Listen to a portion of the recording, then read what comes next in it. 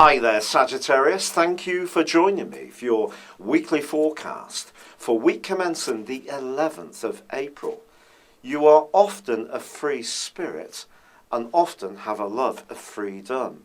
And the combination between the Sun and Uranus in the early part of this week and also the ongoing influence of last week's new moon, which saw the Sun, the Moon combine with Uranus in the sign of Aries, your sister fire sign, is intensifying that part of you that loves to be truly spontaneous.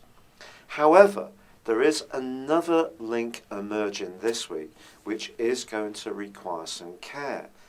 Of course, we all like to have a certain amount of personal space, but if you want so much that it's actually becoming a little bit of a clash with the more emotional needs of your situation, especially in terms of those people who are really close to you, the confusing link between Mars in your sign and Neptune, which is going to go on through to the end of this month, suggests you could find yourself at cross purposes with the very people that you need to keep very much on side.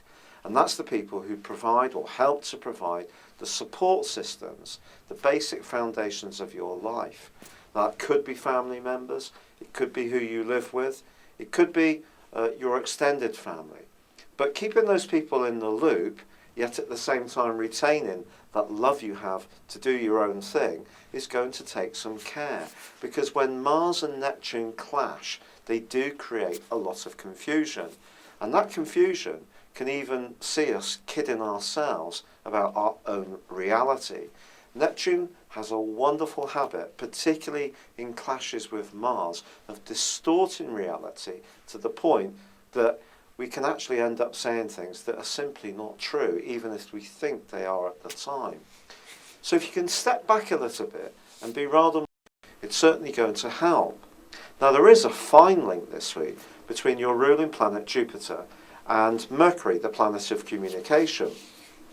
And that's saying to you that if you can really concentrate on the detail of things, just at a time when those very details could in some ways seem a little boring, well actually there's something big that can start to shape up as far as your worldly interaction, which can be truly important going forwards.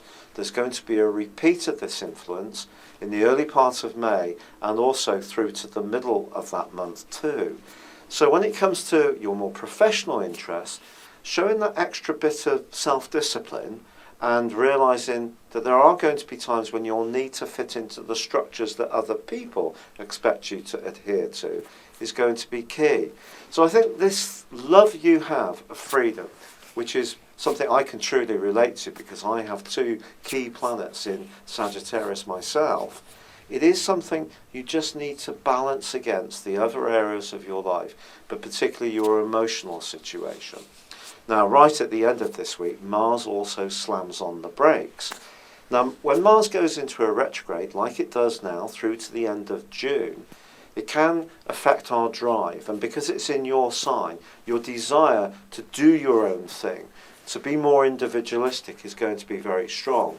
But the warning is there. As Mars clashes with Neptune, it's saying you need to stay very clear-minded about what you need to make your life run from a more emotional viewpoint, from the practical realities of your home life, and yet still fit in that need to be a free spirit, which is still going to be very strong this week. And when it comes to your unique talents, this can certainly be a marvellous time for you to shine and sparkle. It's been a real pleasure being with you. Good luck and goodbye for now.